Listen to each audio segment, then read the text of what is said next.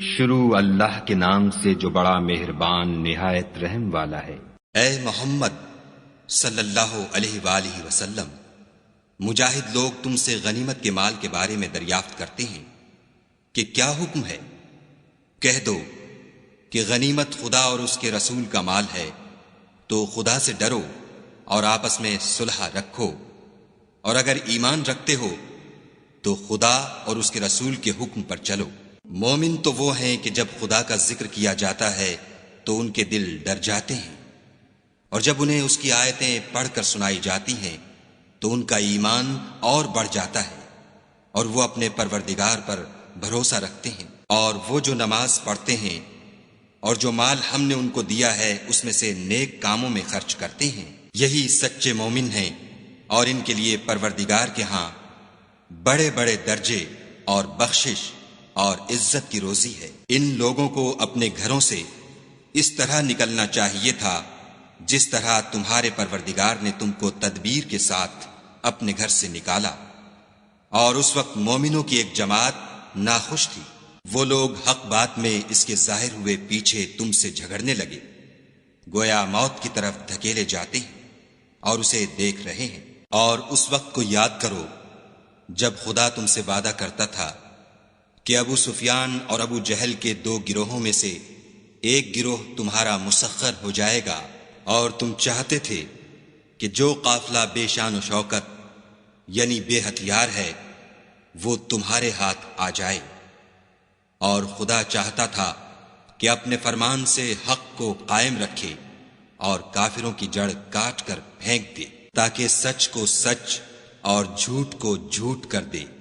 گو مشرک ناخوش ہی ہوں۔ جب تم اپنے پروردگار سے فریاد کرتے تھے تو اس نے تمہاری دعا قبول کر لی اور فرمایا کہ تسلی رکھو، ہم 1000 فرشتوں سے جو ایک دوسرے کے پیچھے آتے جائیں گے تمہاری مدد کریں گے۔ اور اس مدد کو خدا نے محض بشارت بنایا تھا کہ تمہارے دل اس سے اطمینان حاصل کریں، اور مدد تو اللہ ہی کی طرف سے ہے، بے شک خدا غالب حکمت والا ہے۔ جب اس نے تمہاری تسکین کے لیے اپنی طرف سے تمہیں نیند کی چادر اڑا دی اور تم پر آسمان سے پانی برسا دیا تاکہ تم کو اس سے نہلا کر پاک کر دے، اور شیطانی نجاست کو تم سے دور کر دے، اور اس لیے بھی کہ تمہارے دلوں کو مضبوط کر دے اور اس سے تمہارے پاؤں جمائے رکھے۔ جب تمہارا پروردگار فرشتوں کو ارشاد فرماتا تھا کہ میں تمہارے ساتھ ہوں، تم مومنوں کو تسلی دو کہ ثابت قدم رہیں، میں ابھی ابھی کافروں کے دلوں میں رعب و ہیبت ڈالے دیتا ہوں، تو ان کے سر مار کر اڑا دو اور ان کا پور پور مار کر توڑ دو۔ یہ سزا اس لیے دی گئی کہ انہوں نے خدا اور اس کے رسول کی مخالفت کی، اور جو شخص خدا اور اس کے رسول کی مخالفت کرتا ہے تو خدا بھی سخت عذاب دینے والا ہے۔ یہ مزہ تو یہاں چکھو اور یہ جانے رہو کہ کافروں کے لیے آخرت میں دوزخ کا عذاب بھی تیار ہے۔ اے اہل ایمان، جب میدان جنگ میں کفار سے تمہارا مقابلہ ہو تو ان سے پیٹھ نہ پھیرنا، اور جو شخص جنگ کے روز اس صورت کے سوا کہ لڑائی کے لیے کنارے کنارے چلے، یعنی حکمت عملی سے دشمن کو مارے یا اپنی فوج میں جا ملنا چاہے، ان سے پیٹھ پھیرے گا تو سمجھو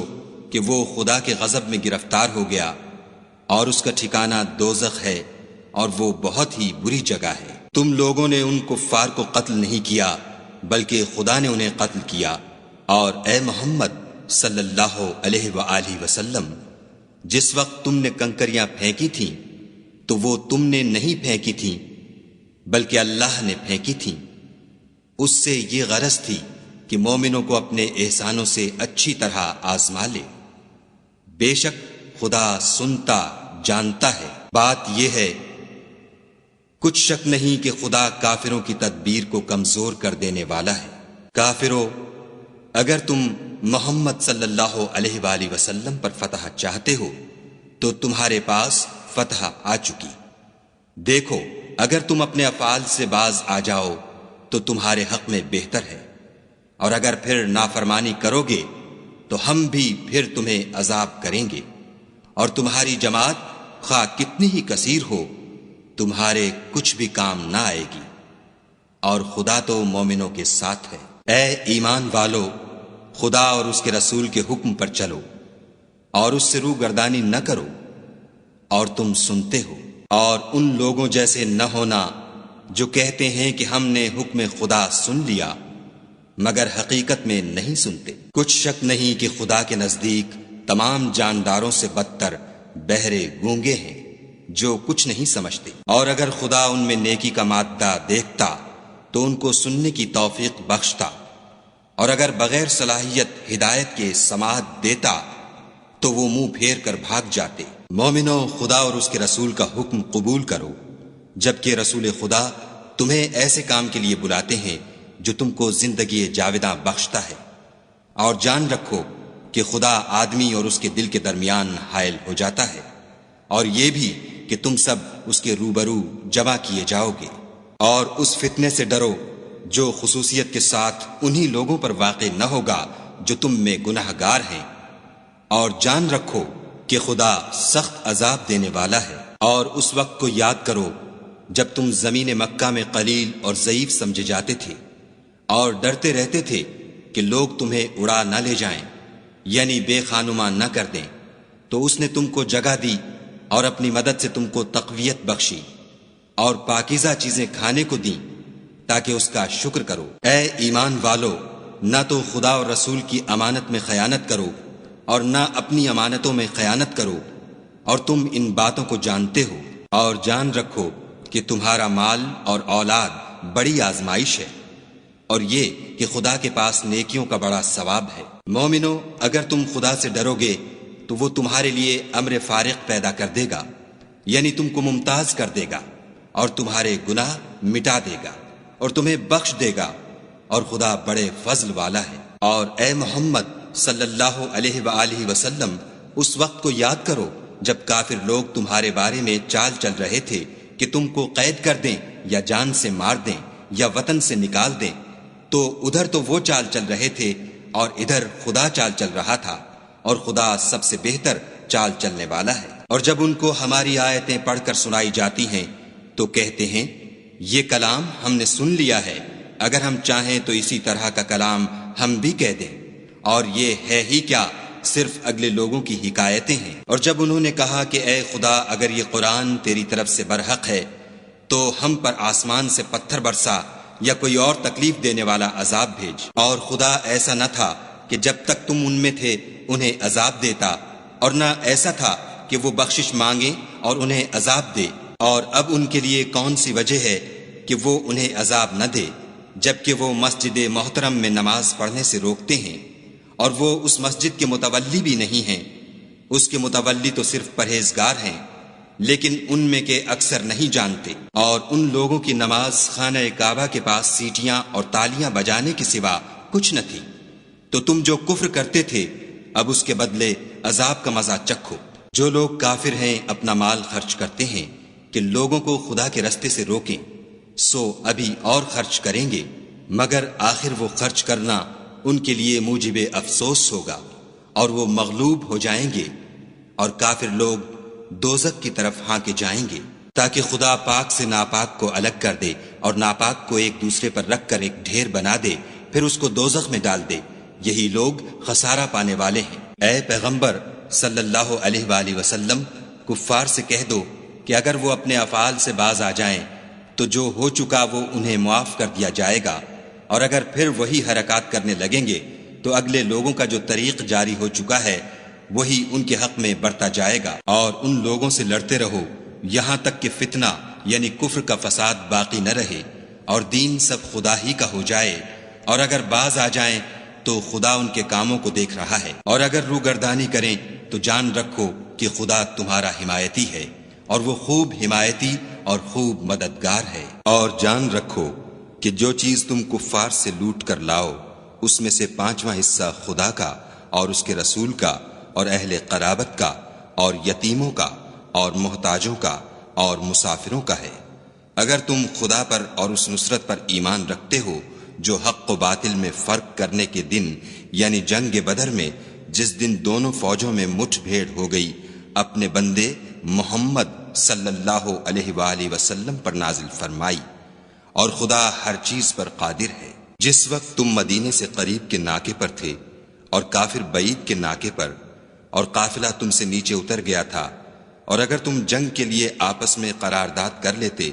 تو وقت معین پر جمع ہونے میں تقدیم و تاخیر ہو جاتی، لیکن خدا کو منظور تھا کہ جو کام ہو کر رہنے والا تھا اسے کر ہی ڈالے، تاکہ جو مرے بصیرت پر یعنی یقین جان کر مرے،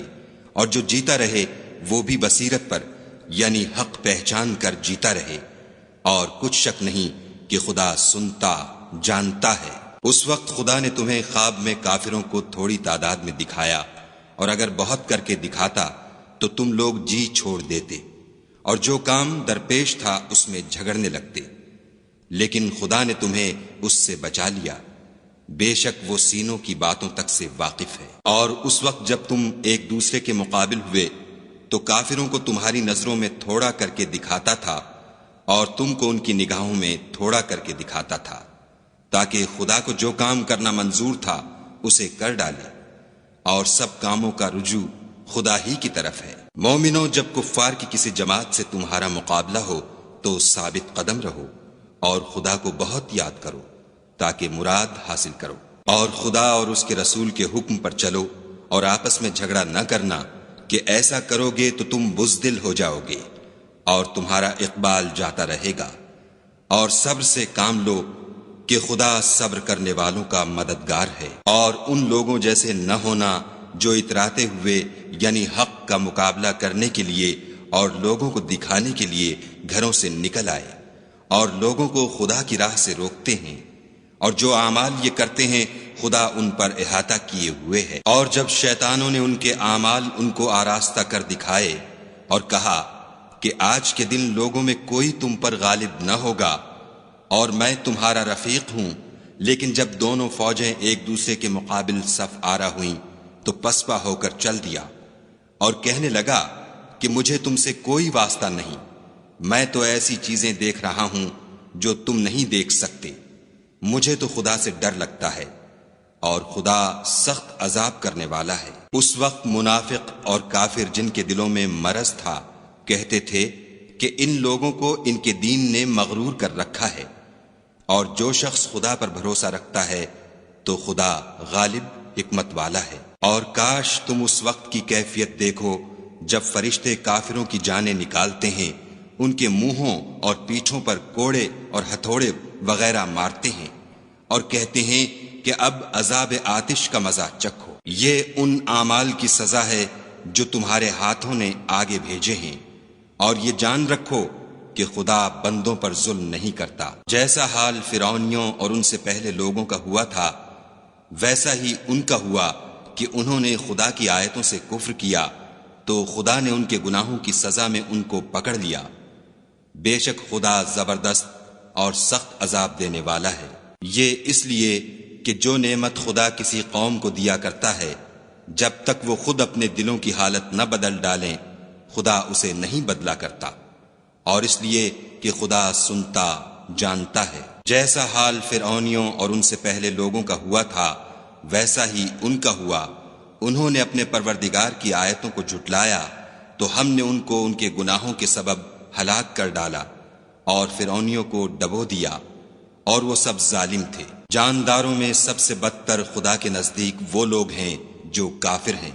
سو وہ ایمان نہیں لاتے۔ جن لوگوں سے تم نے صلح کا عہد کیا ہے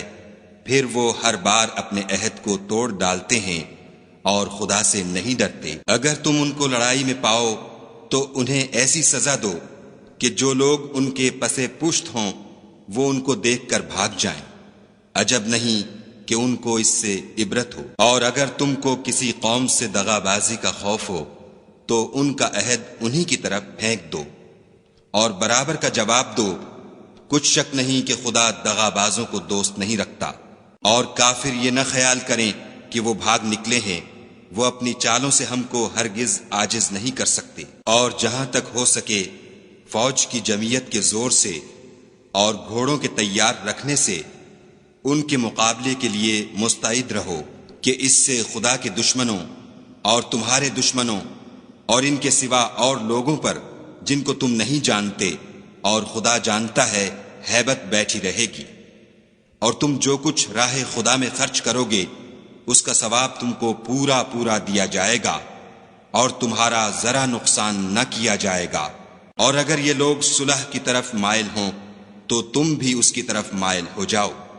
اور خدا پر بھروسہ رکھو، کچھ شک نہیں کہ وہ سب کچھ سنتا اور جانتا ہے۔ اور اگر یہ چاہیں کہ تم کو فریب دیں تو خدا تمہیں کفایت کرے گا، وہی تو ہے جس نے تم کو اپنی مدد سے اور مسلمانوں کی جمعیت سے تقویت بخشی اور ان کے دلوں میں الفت پیدا کر دی۔ اور اگر تم دنیا بھر کی دولت خرچ کرتے تب بھی ان کے دلوں میں الفت پیدا نہ کر سکتے، مگر خدا ہی نے ان میں الفت ڈال دی، بے شک وہ زبردست اور حکمت والا ہے۔ اے نبی، خدا تم کو اور مومنوں کو جو تمہارے پیرو ہیں کافی ہے۔ اے نبی، مسلمانوں کو جہاد کی ترغیب دو۔ اگر تم میں 20 آدمی ثابت قدم رہنے والے ہوں گے تو 200 کافروں پر غالب رہیں گے، اور اگر 100 ایسے ہوں گے تو 1000 پر غالب رہیں گے، اس لیے کہ کافر ایسے لوگ ہیں کہ کچھ بھی سمجھ نہیں رکھتے۔ اب خدا نے تم پر سے بوجھ ہلکا کر دیا اور معلوم کر لیا کہ ابھی تم میں کسی قدر کمزوری ہے، بس اگر تم میں 100 ثابت قدم رہنے والے ہوں گے تو 200 پر غالب رہیں گے، اور اگر 1000 ہوں گے تو خدا کے حکم سے 2000 پر غالب رہیں گے، اور خدا ثابت قدم رہنے والوں کا مددگار ہے۔ پیغمبر کو شایع نہیں کہ اس کے قبضے میں قیدی رہیں جب تک کافروں کو قتل کر کے زمین میں کثرت سے خون نہ بہا دے۔ تم لوگ دنیا کے مال کے طالب ہو اور خدا آخرت کی بھلائی چاہتا ہے، اور خدا غالب حکمت والا ہے۔ اگر خدا کا حکم پہلے نہ ہو چکا ہوتا تو جو فدیہ تم نے لیا ہے اس کے بدلے تم پر بڑا عذاب نازل ہوتا۔ تو جو مال غنیمت تمہیں ملا ہے اسے کھاؤ کہ وہ تمہارے لیے حلال طیب ہے، اور خدا سے ڈرتے رہو، بے شک خدا بخشنے والا مہربان ہے۔ اے پیغمبر، جو قیدی تمہارے ہاتھ میں گرفتار ہیں ان سے کہہ دو کہ اگر خدا تمہارے دلوں میں نیکی معلوم کرے گا